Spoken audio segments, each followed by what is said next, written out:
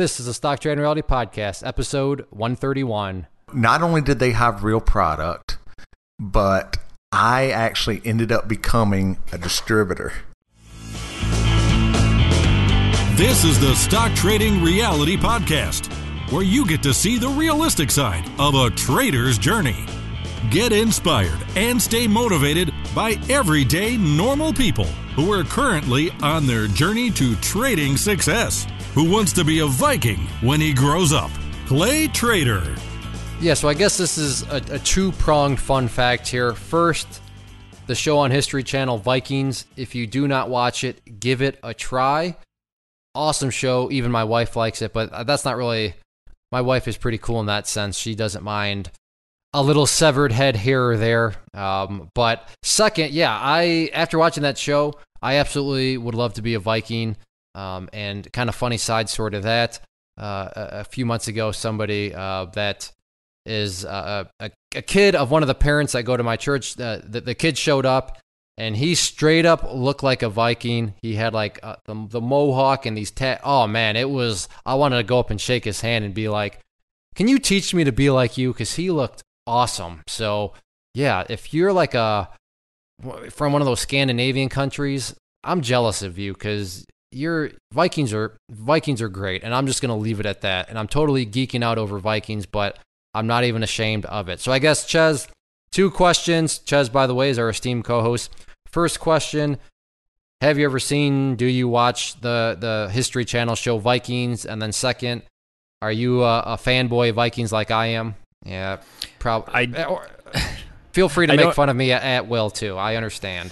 No, I'll save the making fun of you because I enjoy those mine paychecks I get every month. But so we actually don't have it's always in the mail.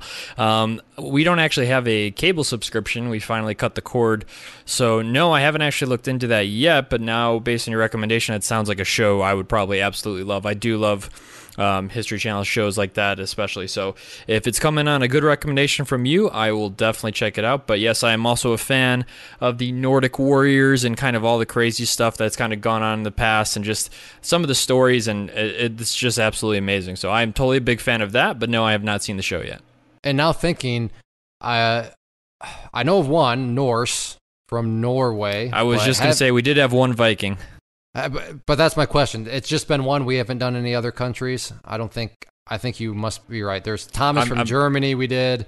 Jose from Chile. I'm trying to go over our internet. So yeah, I think you're right. We have interviewed one Viking, so that in and of itself, we should listen back to that. I was probably fanboying out the whole time, but that was before I watching the show, so it would have been really bad right now if we ever bring back Norse. I would probably be like, never mind, we're getting way off topic. But yeah, I love Vikings.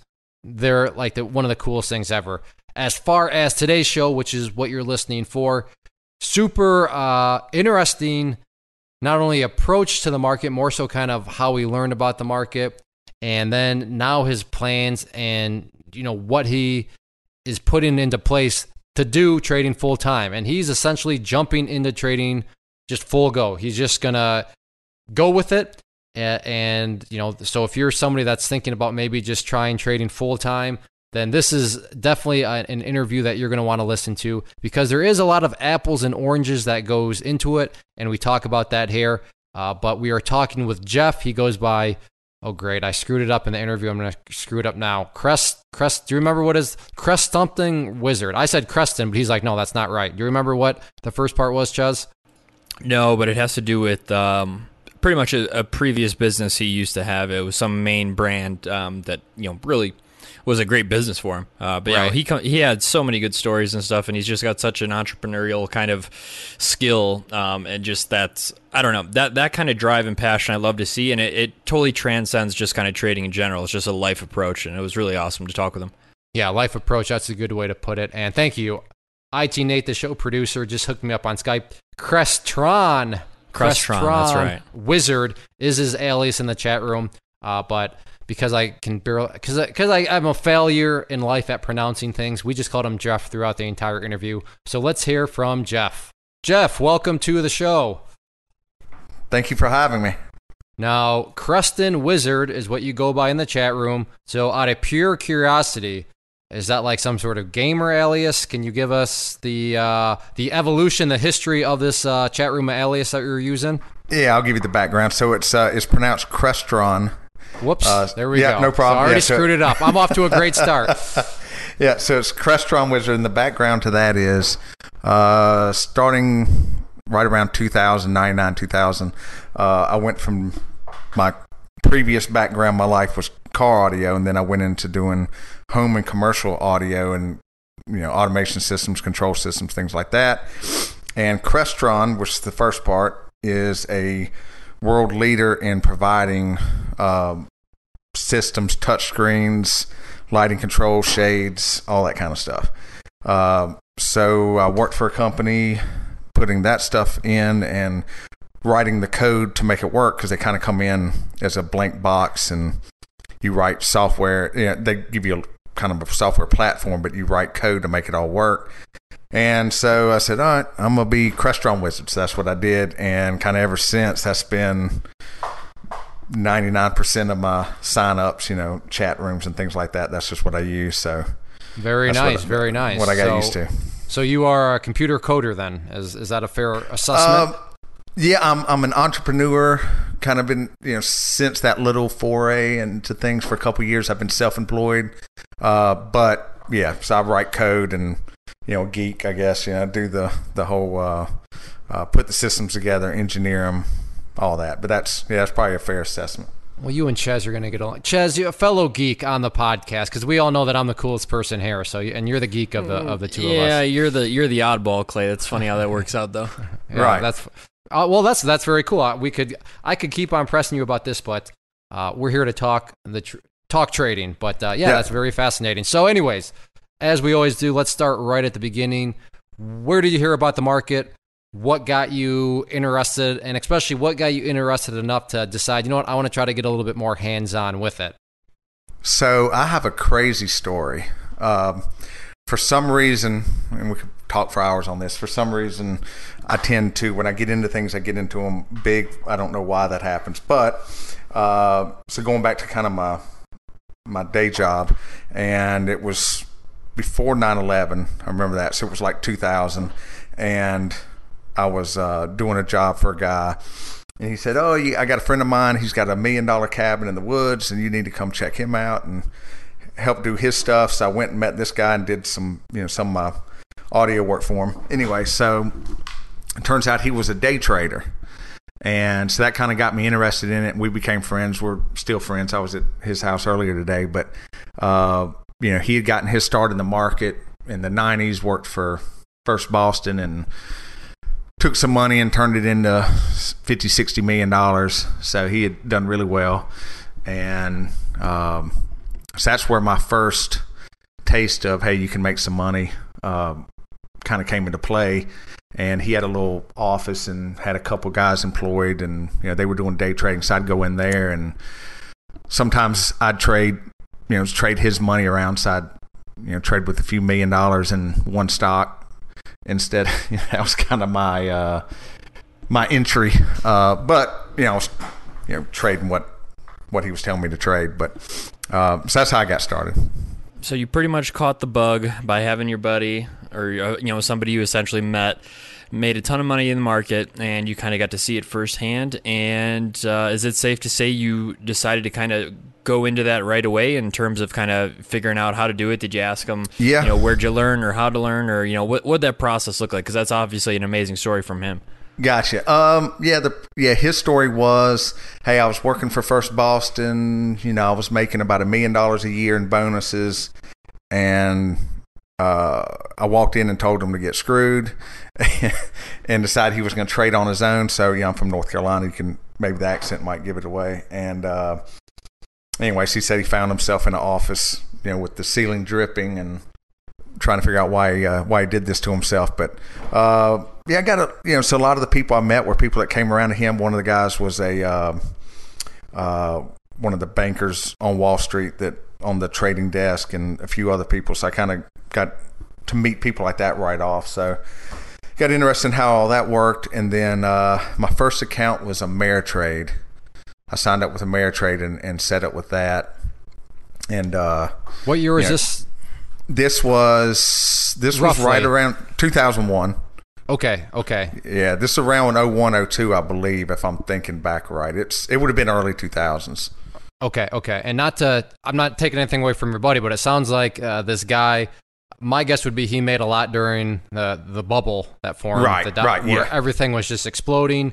And again, not taking anything away from him, because at least he took profits. A lot of people, they made a lot, but then they gave it all away when the bubble popped. Wrote it right back down. Yeah, right. So now I'm super fascinated, and that's why I wanted the year, because 2001, you're dipping your toe into the water, and I'm not quite sure the exact history, but I know we're right around either the bubble has started to pop or the bubble's about to pop, but how did this entry into the market go at a very unique time in literally the history of not only the stock market, but really of the country, because this was quite unique. Right. Not great for me. He always tended to make money, but kind of what I learned from him was to make big money, you needed to have not inside information per se, but you need to have some way of gathering information. Information was king. That's number one. I learned that. I think I learned that in the movie Wall Street, right? Doesn't Gordon Gekko say something like that? This guy, close to that. not far off. But The Boiler Room was a really, really interesting movie to watch too. But after having those experiences, but yeah, I'd say information was big. I did not get big into charts actually until I found your course. We'll get into all that stuff, but yeah, it was information. Of course, the markets were crazy. He's tended to still make money, just because of the different people he knew, and if he saw something was moving, there were phone calls, and hey, who's buying what and why, and et cetera, et cetera. So, but about, let's see, it's coming up on 10 years, so there's a horrible end to that whole story too. So we like horrible endings here. It's good for entertainment value. So to teach everyone to never trust other people with your money. Here we go. Yeah, one of the guys that was in the trading office, that was the for all intents and purposes the CFO, because was trading off of a IRA account. You had to put you traded with money from Bank of America, then you had to match it all back up at the end of the day, and put it back. Keep up with all that stuff. So there was another guy in the office keeping up with that, and some money, didn't seem right, yada, yada, yada. And fast forward, so it was December of 2007, because I know that because, like I said, it's coming up on the 10-year anniversary. So, my buddy was trying to figure out some things and flew in a accountant from California and all this stuff. And so the CFO guy was like, oh, I'm not ready yet, and goes home and kills himself. So, the moral of the story is that he had taken about $20 million over a period of about 3 years by wiring transfer money to himself and all kinds of things. Yeah, yikes! Yeah. You didn't lie when you said it didn't have a good ending. That's for sure. Did not. Wow. And it was so bad that Bank of America froze all of his money for about a year because they couldn't figure out who was who. So it was a mess. It was, and that's what happens. You get lazy and you let other people handle all your money and all your finances, and it can end badly. Yeah, for sure. Now, I guess you said you opened up that account with Ameritrade. Yep. Now, was that with your money or is that with? No, that was my money. Yeah. Okay, but you were still going based off kind of what this guy's recommendations were, or, I mean, were you in this office trading with them, or what was that dynamic like? Not on a daily basis. Hindsight, if I was smart, I would have been, because I probably would have made more money. But I was still, I was starting my business, because I ended up going into business for myself with the home and commercial automation stuff. So I was doing that, and so just coming by every once in a while, and once a week or whatever, and visiting and seeing what was going on and all that stuff. But I was trading myself, like I said, in hindsight, kind of do like a lot of other people probably do that fail. You put money in, and based off of feelings, which is the worst thing you can do, and ride it back and forth, and then, make a little bit of money so you stay in. It's almost like a gambler at that point, right? It's bad. You make a little bit of money so you keep doing it, and then you lose money, and then you get out of it for a while and back and forth. So that was kind of how the beginning was, right? Probably not a unfamiliar story. No, I love your description. Like a drug, you make a little bit of money, then you lose it, so you get out, and then you make So how long did that drug-like cycle, if you will, last? I mean, did it go for months, years? What was that looking like timeline-wise? Yeah, probably a couple years, right? So on and off, and I'd kind of gotten out of everything and didn't trade much, probably 2005 to 2007, about when all that stuff happened. And because I was really focused on the business, because I did my business totally different than my other competitors.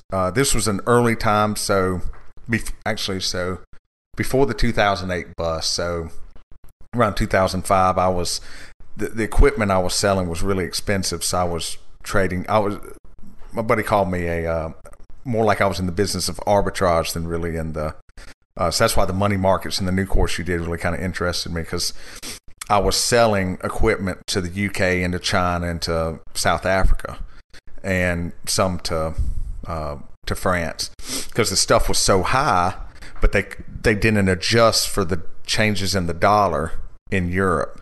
So the equipment, when the dollar was weak, the equipment in their prices were 3 times what they were in the US. It was ridiculous. So I would sell direct, and so if the dollar was weak, which is bad for the US, but if the dollar was weak, I was making money because it was much less expensive for them to buy from me. Hey, there's absolutely nothing wrong with that, because you spotted an opportunity in the market, and that's the whole American dream right there. Absolutely. So, yeah, that's actually totally awesome that you would kind of recognize that and literally built a business from it. So, but now regarding your trading, you said you kind of took a few years off. Obviously, you're launching a business that takes pretty much all of your time, and you got back involved in 2007? Somewhere in maybe it was after 2008, but right in there, because I was making so much money doing the shipping overseas and dealing with that. So I got out of a little bit and then got back into it. And what did I get into? The good old penny stocks. Oh, you went there. Oh, boy. Okay. So all right. Well, this is going to take us down a whole new route. I've got a great story for that. I laughed so hard when I bought Clay's course. He was talking about the guys that just chase it. Oh, so I was in penny stocks, actually made some money at it for a little bit. And then I got into a company called Phase 3. And do you remember the ticker symbol on it? Just if I can see if I remember it. Phase 3. That sounds familiar, but I don't know. Maybe not. Yeah, you did some stuff on it. Hold on. Did I? Okay. Yeah. And the thing about it was, this is great, right? They had real product. Roy Warren was Attitude Drinks. That's what it was. Attitude Drinks was the company. I'm looking to see ATTD. Oh yeah, ATTD. That rings a bell. Yep. So not only did they have real product, but I actually ended up becoming a distributor. Okay. Oh wow. That's more than drinking the Kool-Aid. That's drinking the Kool-Aid and serving it. Yeah, and it's literally. This is good stuff. So their product was that whole really ultra filtered milk, basically, with some nutrients. You drink it after the workout, whatever. Well, I'm allergic to. It's not just milk, dairy. I mean, I'm allergic to like milk protein. So that, really interested me, blah, blah, blah. So I'm putting money into it. I bet you I put $20,000 at least in this company, probably more. I mean, it was stupid, crazy. So put money into it when it was down at like 777, something like that. Yep. I'm thinking of the right one, because I was like, if I'm remembering the right one, this was a 000 stock. So I'm definitely thinking, all right, I remember exactly this one. Yeah, so I think I had 200 million shares. I don't remember what. I mean, it was stupid. So you put $20,000 into a 000 stock. I bet you. Yeah. Well, I put the most money in as it went. I had 10 million, 20 million shares, but I put most of it in as it went from 7 to 19, right? And like I said, I had pictures. I've got pictures of I bought 2 pallets of this stuff. So I mean, it comes on the truck. It's 2 pallets. I'm selling it. It was being sold on Amazon and stuff. So I sold it. It was great, right? Where did you sell it at? Well, some of it was to the other Please people. don't tell me you were knocking on doors in your neighborhood. No. I didn't. Right. I would never do that anyway. But I was selling to other people in the chat from Investors Hub and all that. And then, because, they were buying it on Amazon, so I sold it to them. And then I had a little website. I mean, God, it was stupid. Anyway, so then so the whole deal came down to, it was between them, because there's always it's getting ready to break, right? So it came down to them or Core Power, I think is who the other people were. But anyway, the stock actually ran to just shy of a penny. It definitely made a good move. I remember that. Yeah, and I didn't sell. Oh. Out of curiosity, do you remember how much in unrealized gains you had posted or ballpark? Yeah, let's see. It was God, I don't remember. I'll tell you real quick. I know somewhere on here. This number is going to be pretty mind-boggling. Because I wrote it off. Oh. Yeah, I had 15. So figure about 20. It was probably more than that. 1 point. Nah, it wasn't that much. A lot. 100 grand. It was probably more than that. Okay, that's what. So estimated right around 6 digits of profit were staring you. Now, did you at least lock in some profits, or? Yeah, I locked in some. So I mean, in the end, it didn't kill me as bad as it could, but I made zero. At the end of the day, I didn't make any money. I'll tell you that. But So moral of this story is you had $100,000. I want to say that number again. At least $100,000 staring you in the face, and when all the dust had settled, you basically broke even on the trade. If I'm lucky, let's just make me feel okay for a second and say yeah. Okay, so listeners, you may be thinking this guy's an absolute moron. No, I totally understand, because here's the thing, to defend Jeff here a little bit. The price has been moving up. At one time, he was staring at $25,000, and then he was staring at $50,000, and then he was staring at $75,000, and now he's staring at $100,000. So why would he? I mean, he's used to seeing it go up. Why wouldn't it go up anymore? So I mean, the human mind, psychology. I understand where you're coming from, but that's rough. It's rough, and you gotta remember, listeners. We're not going to go into all the details of how to manage a trade and all that sort of stuff, but there's nothing wrong at all with taking some profits off the table. But always. But always. They had you hook, line, and sinker. Literally, we've had somebody that has worked indirectly for a penny stock company before, but I think you are the first where you literally, Chezz, I'm trying to rack my brain here. Drank the koolaid. Drank the koolaid, yeah, and distributed the product. So that's good stuff. So how long did this whole trade, investment, whatever you want to call it, last? Was this a multi-year type thing, or? I don't think it was multi-year. I think it was probably a year though, because they ended up, a lot of the guys ended up forming their own website chat.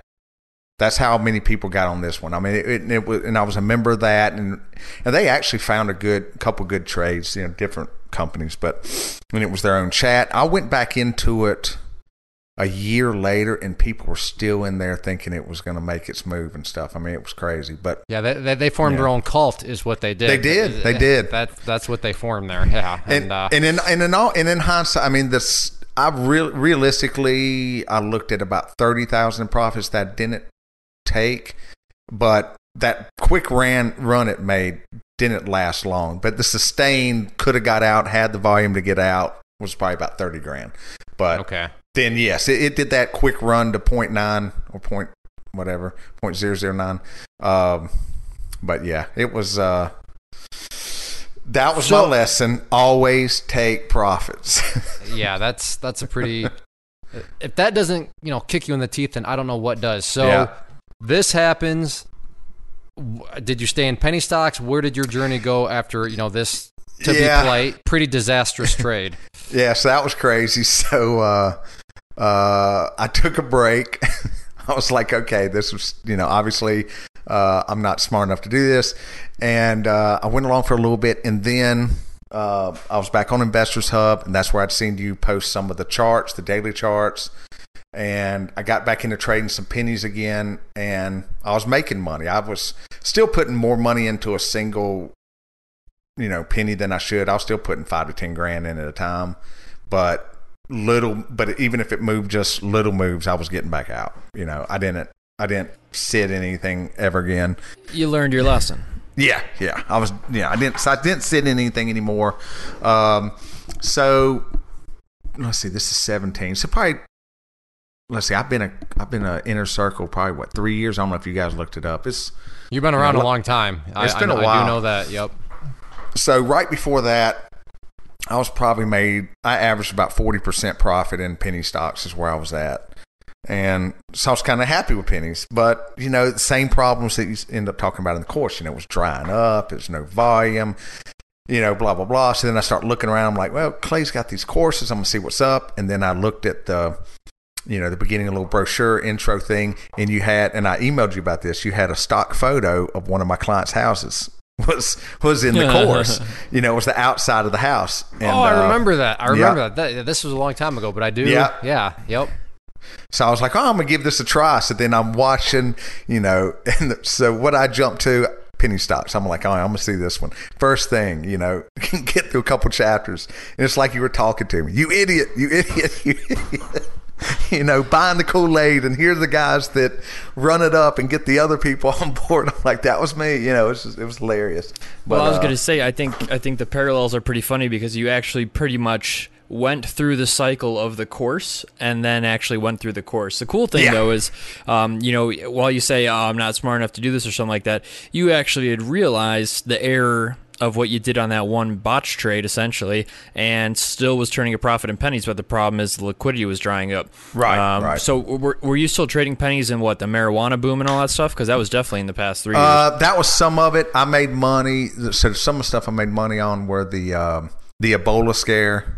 Ah, yes. Yep, I made money with that, and I can't remember the stock symbol right now. It wasn't a penny though, but I was in one of them that went up and then it went back down, and then there was a whole class action lawsuit and stuff. I remember that. I don't remember. Wasn't it the ones who made the bio suits or biohazard suits or something? That one went crazy.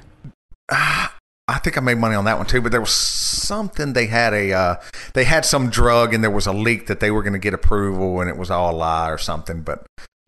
So I played around with stuff like that, messed around with the penny some more, but then I started looking for, hey, kind of like, I always look through, and that's how they get you some too, though, but I always look through, hey, who's got the hit, who's talking about it, who's getting enough chatter going on that it's going to move a little bit so I can make money. That's, and I kind of like trading pennies after I had no interest in the companies or no belief that any of the companies were going to do anything. It was actually a little more enjoyable to trade them. But like I said, the liquidity is like probably everybody that's in the chat knows. I mean, that's the problem with those is getting enough. Now, I want to give you a little credit before we move, kind of see where your next stop was out of penny stocks. But to your credit, you were willing to take your head out of the sand, be self-aware, because sure, you took it as you went through the course as me calling you an idiot and, oh my God, how did I do this, that, and the other? But the amount of people on a daily basis that Chezz and I come across, and who knows, maybe you came across them in your, trading of penny stocks when you knew at one point you just trade these things. But some people, they just don't want to admit that, maybe they were looking at penny stocks in the wrong way. Maybe they were, dare I say, wrong. But you apparently just said, I was wrong. I was an idiot. Let me laugh about it and let me learn about it. And to your credit, you were doing very well. But things outside of your control, aka the liquidity, held you back. So don't be too hard on yourself. You made the step that a lot of people don't do, and that is just being self-aware enough to admit, yeah, I was an idiot. I was an idiot too, as you know, when you went through the course, that one video series where I go back and roast myself. So we were all idiots. It's just a matter of, are you going to, who's going to admit to themselves that they're an idiot? So liquidity dries up. Where was kind of your next pivot? Where did you head in regards to the next area of the market, due to the issue with the penny stocks? Right. Oh, options. So I headed into options. That was, so at this point, I'm following the course. I'm in the chat room. Not a lot. One of the reasons I wanted to do, I saw the email and wanted to do the interview is because of some other things that happened. I'm going to be trading full time starting probably by October. And so I kind of was I guess regardless how I do, if you guys end up liking the interview, then maybe in the future I'll come back on and we'll see how it all ended up. But headed into options. So at this point, actually earlier on, I was on E-Trade, and so I was trading options and not doing terrible at it. I was, I don't know. In hindsight, I think if I would have stuck to doing just the, your whole approach of it, viewing it more as just a day trade or so, then might have done a little better with it. But I was up. I think my account when I started trading options, I was at $5,000. I ran it up to about $9,000 in a couple months, and then I took some out, but I lost all the profits. It was a give take back with the options for sure. And what would you say was the problem though? Were you just trading times where the volatility was low, or were you just kind of too far out of the money? Obviously you can look back now and kind of figure it out. Yeah. Two problems I had. One, too far out. I was trading a lot of the out of the money stuff, and the other issue was when I stepped up to go big. So when I was trading. And everybody told me this too, and that's the thing, keep your option stuff small, right? Small trades.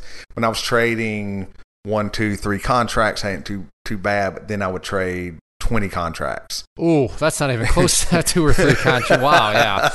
Not even close. Yeah, so like I made money off Bank of America because, I had some options out, a couple months, and then so I made money with that, but then I think I had 20 contracts up and then it went the wrong way. So it's just biting off more because, when I was used to pennies or even just trading regular stocks, I was used to, buying a chunk, and with options, it's just a whole different window, especially if you're going to bet on the risky stuff. You need to keep it small. If you want to make 1, 2 contract bets, keep it small. And the E-Trade fees were killing me. It was like $150 to get into Bank of America and $150 to get out or something. So I changed to, use Tasty Trade now is what I'm on for options anyway. And so far it seemed to be pretty good. Yeah. Well, that's crazy because you're literally $300 in the hole when, right. You're paying those sorts of fees. Because didn't E-Trade, I'm assuming, maybe they still do, but they have a base price along with per contract, don't they? That's exactly right. Yeah, so if you're out there listening, you as an options trader, assuming of course you plan on being relatively active, base fees. That's Chezz, you're more of the option guy here, but really it's unacceptable to be paying a base fee if you're an active options trader. Is that a fair statement on my part, Chezz? It's a base fee is fine if you are already trading normally 20 plus contracts and you get a great deal on 20 cents a contract and then your $5 base fee. But most of the time, anybody that's listening to this generally should be focusing on 1 or 2 or 3 contracts at a time. And then there's absolutely no excuse nowadays. If you're going to be trading, you're a relatively new trader, there's no reason for a base fee. We're pretty much, there's too much competition now for per contract pricing. So I'd agree.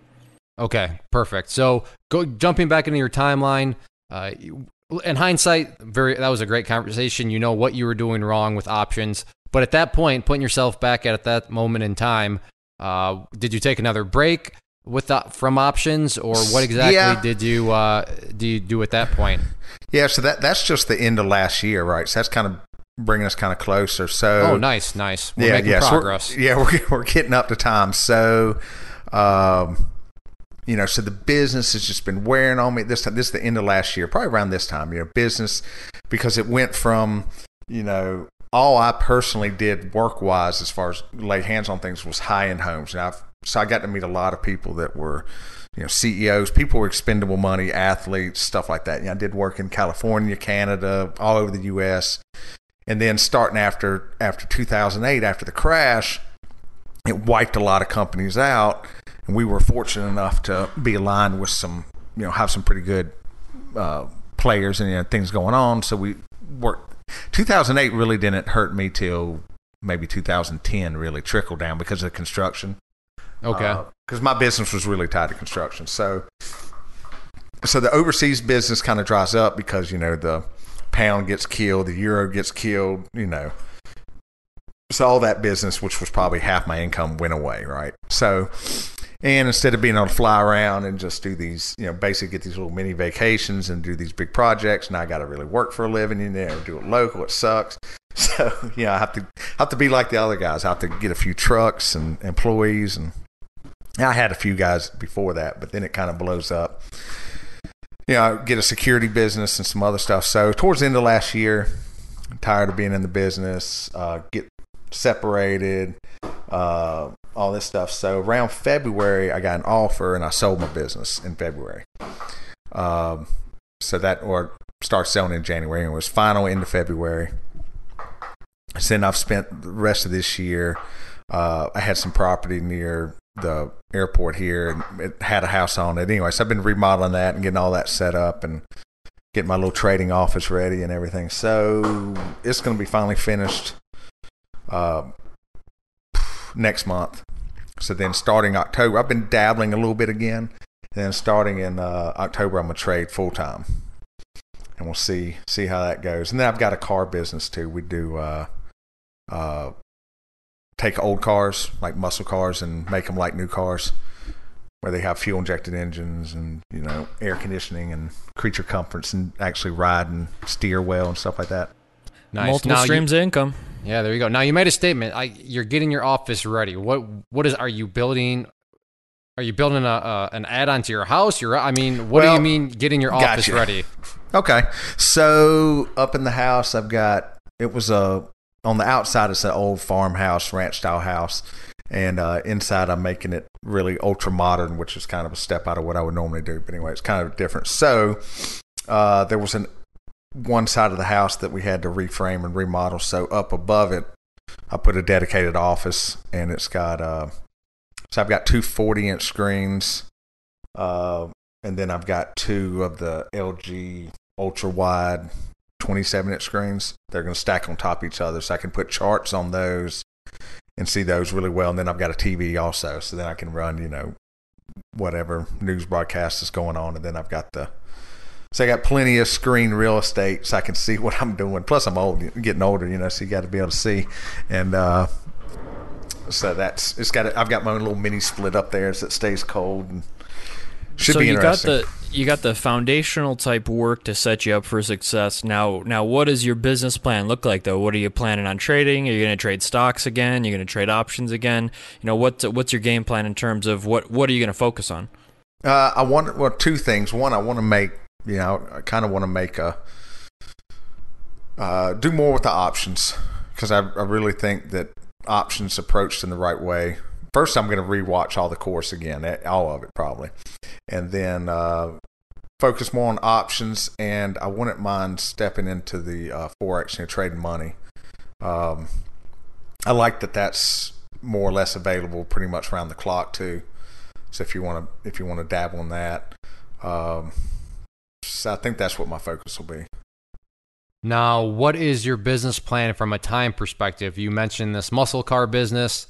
So is that why you also mentioned Forex? Because that's going to give you more time flexibility. But what's going on from how you manage to kind of distribute your time from a day-to-day basis? Gotcha.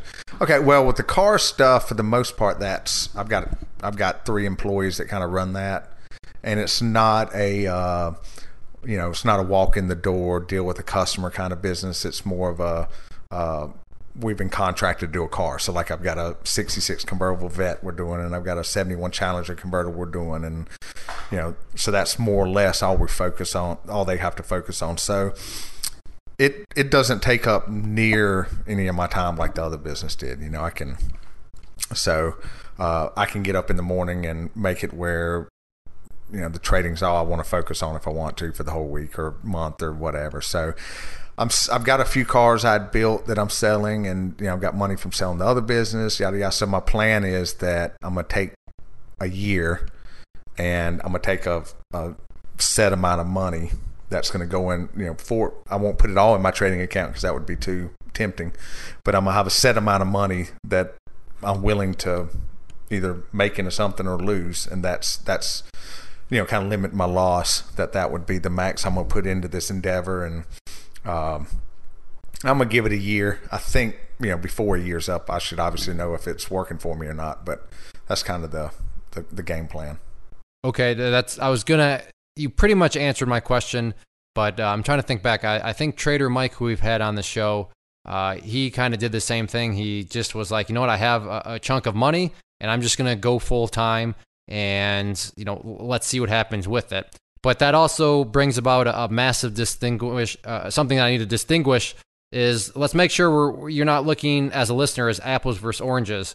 You don't need to disclose the amount of money, but if you go, let's just say a month without making money from trading because you want to do this full time, you're not going to have to go live in a cardboard box, right? You have plenty of rainy day funds, emergency funds, or whatever you want to call them within your budget, right? Right. Yes, I've got I'll disclose somewhat. So I've kind of got a unique opportunity. So like the property that I've got in the house is all paid for because that was part of the. We were going to end up putting an office building there, so that's kind of part of the payout. I've got a couple acres right near the airport. We bought 4 years ago. So I won't have a mortgage. I've got 2 kids in college and 2 that aren't in college yet. So I do have that going on. So I'm putting enough, there's money bills that are being paid and money that's going back so that I'm not going to touch. That'll cover, the expenses for the year. Okay. And I just want to, so listeners, he has a plan in place. He has money. This is not one of these things where, well, Clay, I was listening and that Jeff guy said that he just decided to go full time and I'm going to do that too. And I have $1,500 to my name. Okay. Apples and oranges. Okay. Let's keep that in mind. I'm not barking up the wrong tree here, right, Chezz? No. Are you? Yeah. Well, Jeff agrees. Chezz, do you agree with that? Yeah, no. I totally agree. This is kind of the foresight you need to take before you kind of jump into an endeavor like this, but he's got all his ducks essentially lined up, which is going to give him the best odds of success. So no, I totally agree. Now, my question is, how are you going to define success? It sounds like you're going to have yourself a year, give or take, but are you looking for a certain percentage return on your money? Are you looking to be able to pay bills? I mean, what is your definition of success? Well, first definition is, to not lose money. But probably, I guess success would be where I was willing to give it a second year. And probably to do that, I would need to feel like, I obviously know what I spent, for the year to pay bills, eat, whatever. And so I think if I made enough where I at least covered that, I would feel like it was successful and that, I'm not looking to be at the end of the year and be like, hey, I can retire now. Wow. I beat Warren Buffett and everybody else and I made, 7,000% on the year and, whatever. But, so if I can earn a living, I looked at a lot of different options. I do want to end up with 4 or 5 income streams so that's not the only thing I'm falling back on. But yeah, so that would kind of indicate a success. Well, yeah, I was just going to say the fact that pretty much I know most of the successful traders I know all have multiple streams of income. Every single one of them I know does because they say, when trading's going bad or the market's just not driving with me, it's nice to have that to essentially fall back on. Also, like I said before, it just reduces the pressure that you're going to put on yourself. So honestly, if the thing is, so I want to touch on one thing you said though, you don't want to lose money. Okay, I want to add a little asterisk to that. You want to lose smaller amounts of money than you make when you have winning trades. So as long as you're losing small and winning big, the sky truly is a limit for trading. So the thing is, it's just a matter of pretty much scaling your size and stuff like that. So multiple markets, multiple business streams. Like I don't know what else to say, Clay. If there's anybody who's kind of set up to do this, that's the way to really do it. Yeah, no, absolutely. And I guess on that same note, what are your plans for the car business? Is that one of going to be, we'll call them your pillars of what revenue streams? Do you plan on keeping that pillar of revenue stream around, or is that kind of like something that, that's just for the time being? Yeah, so it's grown. It's more than a hobby. But it depends. So I measure everything by the level of headache. I like that measurement. That's a good thermometer to use for sure. Yeah, when I was, these cars aren't cheap. So I mean, they end up they're all almost all six-figure builds. So it depends. I'm not betting on it. It's fun. It's kind of nice. We'll see how that goes. But it's not something that has to stay around. I still take care on the automation business. I still take care of a few big clients, like one of the universities here and a couple other people. So, but that's more just doing some engineering at home and real estate. So I watched your video the other day. So the real estate thing is kind of interesting because I've been involved in construction in that area, my whole life. So that'll be interesting to see how that goes. Yep, it's always an adventure. Now, what would you say are your strengths, kind of going into this whole thing? What would you say is going to, really kind of help you succeed? And it doesn't have to be specifically for trading. It can be, personal attributes about yourself. Obviously, you've done a lot. You've seen a lot. So, obviously, you are persistent. But I want to hear what you personally think of your strengths.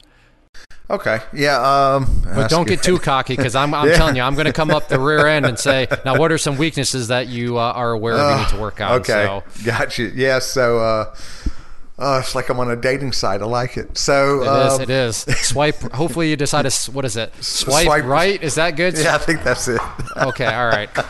I don't know. I'm not even going to touch this. Yeah, I don't understand. But I think right is the right direction. So hopefully you're going to swipe right here. Yeah, so I think the strength would be, knowledge and, past experiences in something that I might not would have said a few years ago, maybe some humility, kind of being able to know when something's going the wrong way or know when to get out of it. If you have to dump something or whatever. I mean, I'm not scared to do that anymore. So that's probably, relying off of that. And, I'm used to being self-employed because it was so long. So I haven't had, where I had a paycheck in the mail every week in almost 20 years. So that's not a long list of strengths. I better dig deep. Well, I would say that the biggest is you're not afraid to. I can't remember you're not afraid to get rid of a losing position, and right. that is sure. Maybe it's just one little line on a checklist, but that's a pretty important line. And why? Because most people they really struggle, and you made it sound like I don't have any problem doing that anymore. How from a mental? I mean, what are you doing mentally that allows you to kind of overcome those voices that many traders, myself included, you still have that say, no, just hold on. Do you have any mind tricks that you use on yourself or what? That's a good question. So I was going to say, we're talking about the weaknesses. So probably the double-edged sword that I've got is I have an extremely high tolerance for risk. That's how I've always been my whole life. So I'm pretty much not scared to do anything, which also can be a problem. I write Post-it notes. Like I've got little Post-it notes around the house and stuff, and that kind of remind you of stuff like take a loss or no one cares if you're rich but you. That's one I had on my mirror 15 years ago. I like that one. That's good. That's a great quote. Yeah, so that was a strong one that I kept up for a while. So little reminders, write things down. Today's day and age, everybody types everything, but I think sometimes when you write it, it helps commit it to memory. And, I'm doing a little daily journal now, so that's something new that I'll maybe report back if that works out. That's a good thing to do. Yeah, let's talk about that daily. What exactly is going into this daily journal? So it's it's a little book, and you kind of put in what was good about and it's kind of sectioned off for you too, so you don't have to remember everything you're supposed to write. So it's like what was good about today, what did you not like about today, so I kind of expand on it, where you can put. is to give you an idea of what you,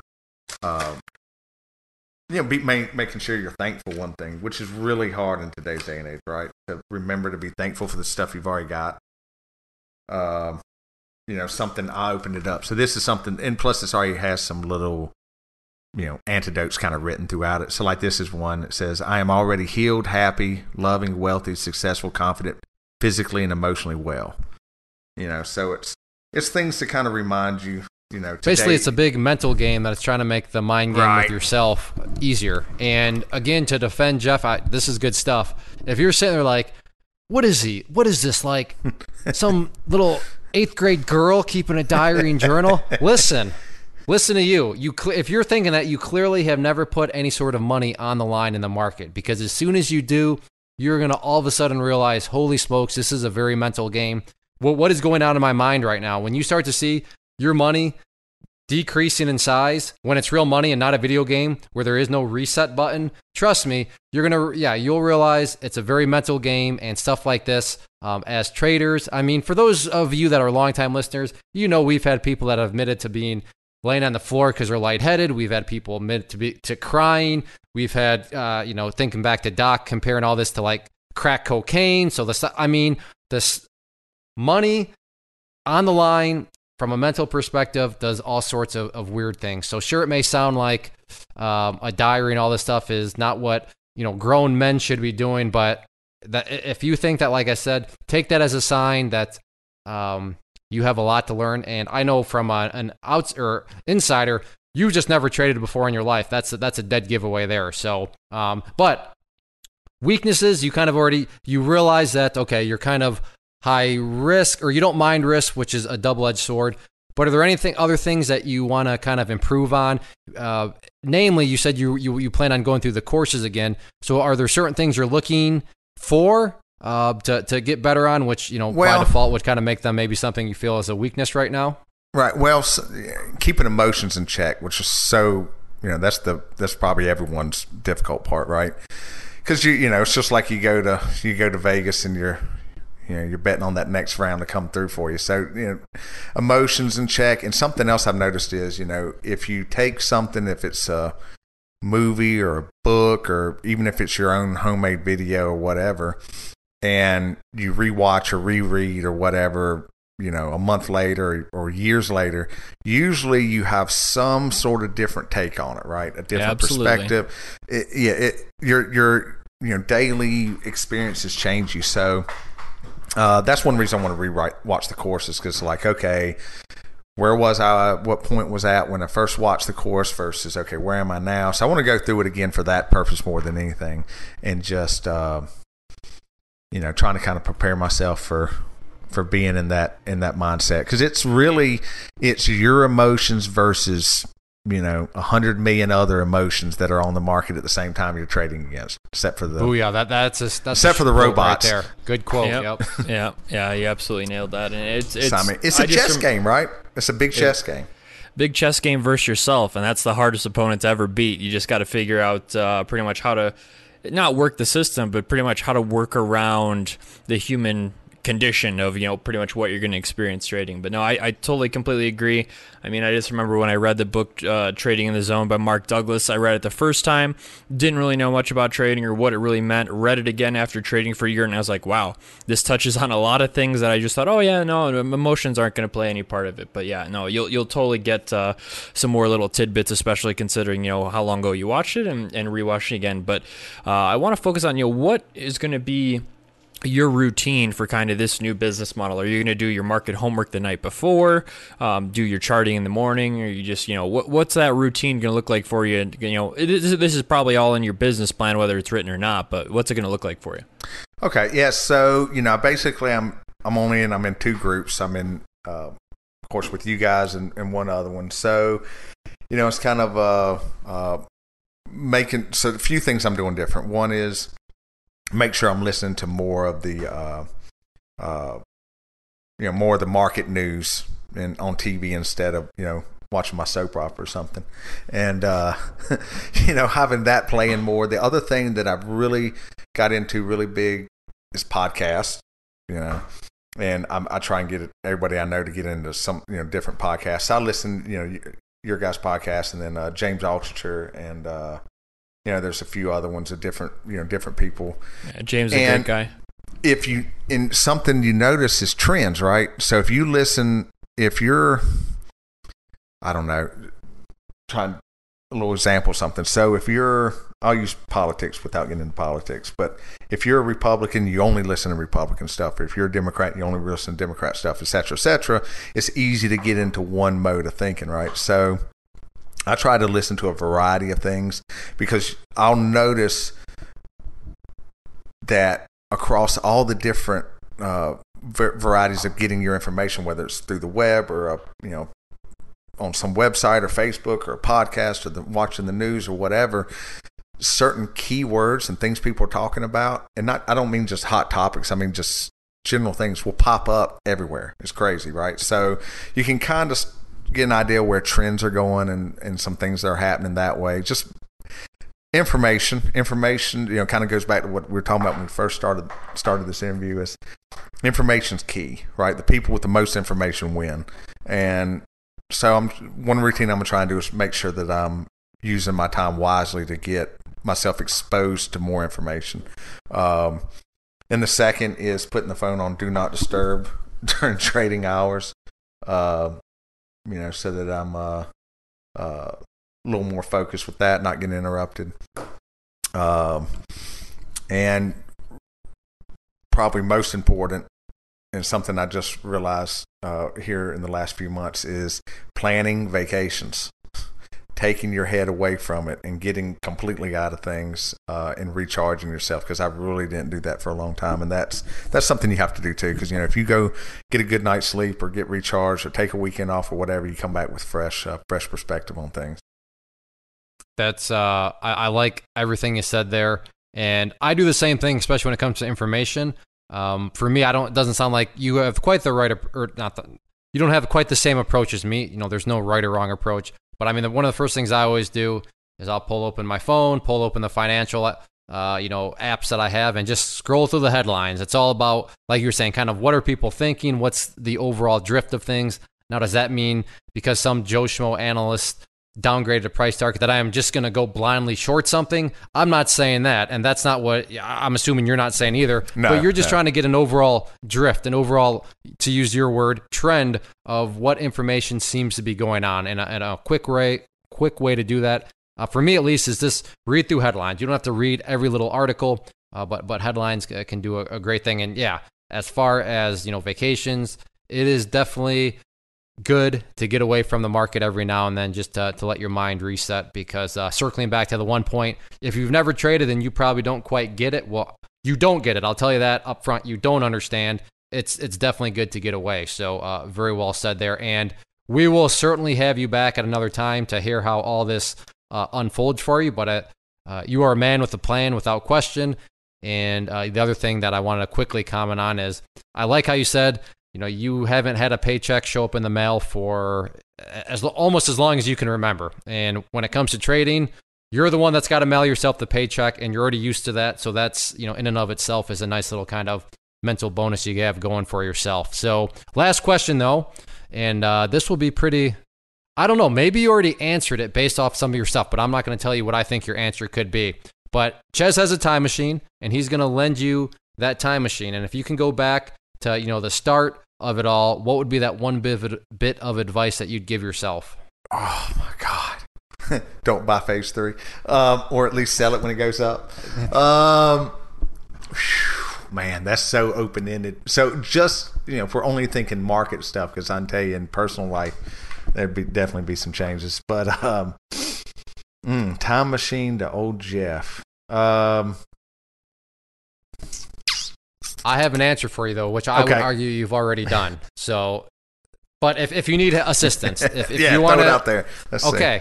I would say that your answer was, I want to use information more than what you essentially had. And then here you are now talking about how you want to start to be using more information. So it sounds like you've already kind of taken a time machine in a sense and done that. And you want to be Of course, you're still going to use charts, right? Is that still part of your plan? Yeah. So that's probably the number one largest difference in my trading that I just didn't use before. It's the charts and understanding the charts and what's going on, and that was there were a lot of benefits from your course. I highly recommend it to anybody, but probably for me, probably the main things were a little reaffirmation of the penny stock stuff, and using charts is huge. So and risk versus reward, trying to kind of spread that out and make sure that you're getting into a trade for the right reasons.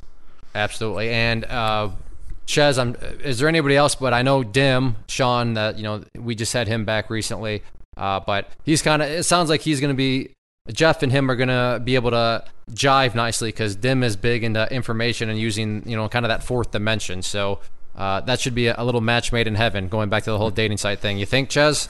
Yeah, absolutely. They'd be perfect for each other.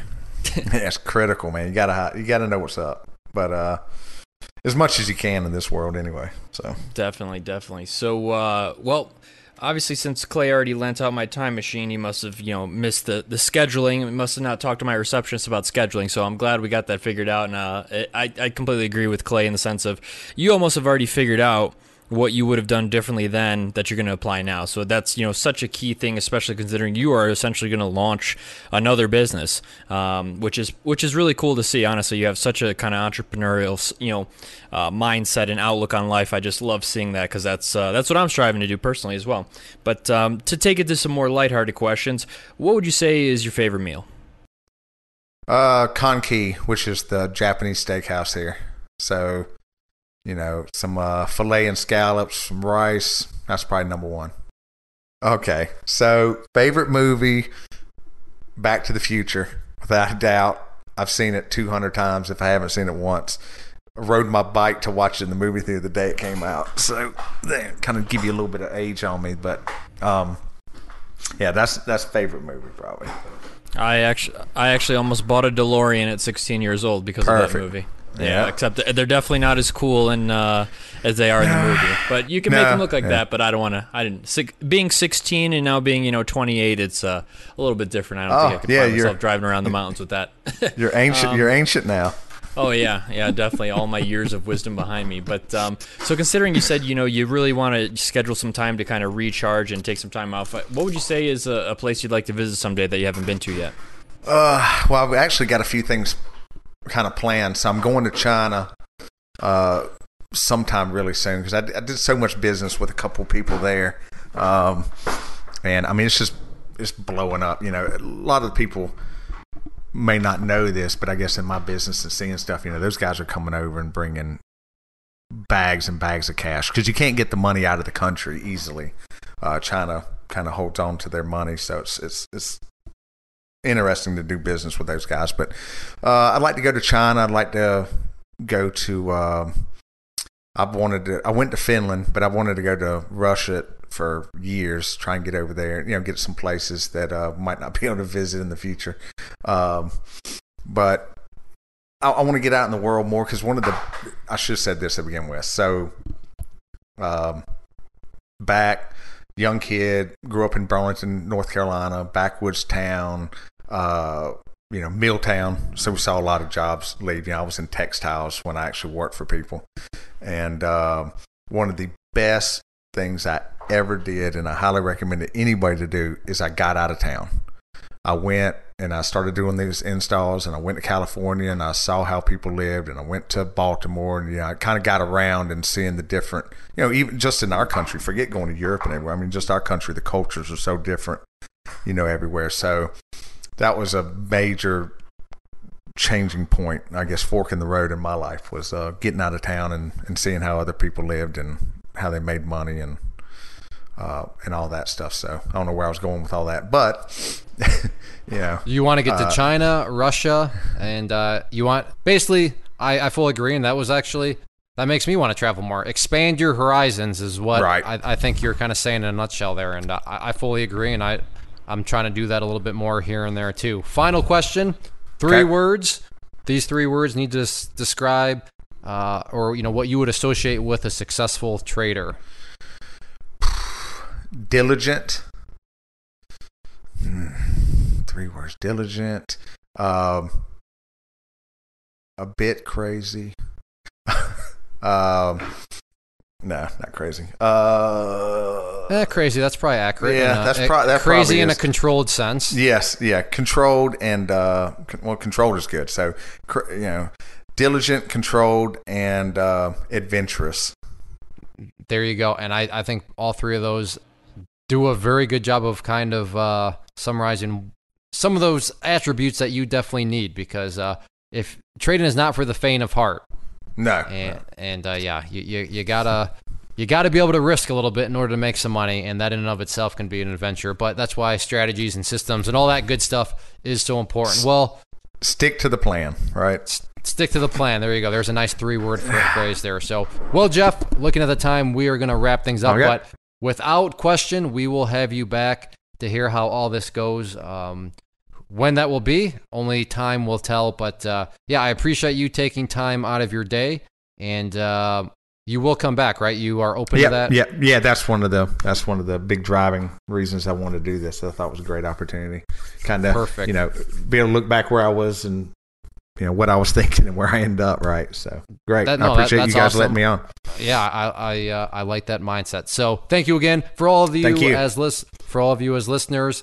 Final few things. If you're listening on YouTube, make sure to click that like button and check out the remainder of the channel. Lots of other different stuff there. Hopefully you decide to subscribe. If you are listening on iTunes or any of the other podcast players, share with us, subscribe, and most importantly, especially on iTunes, if you can leave us a rating, that really does go a long way and helps us out. And then finally, if you're on the site itself and listening, click that share button. And if you want to leave us comments, we do read those and we will reply to them. And it's a great way to kind of just interact and just give us feedback and let us know what you're thinking or ask those questions. So again, thank you to Jeff. Thank you, Chezz, our esteemed co-host. We will see you back next week. This has been the Stock Trading Reality Podcast. Thanks for taking the time to hang out. To learn more about Clay and the Clay Trader community, including the trading team, premium training, and more, visit claytrader.com.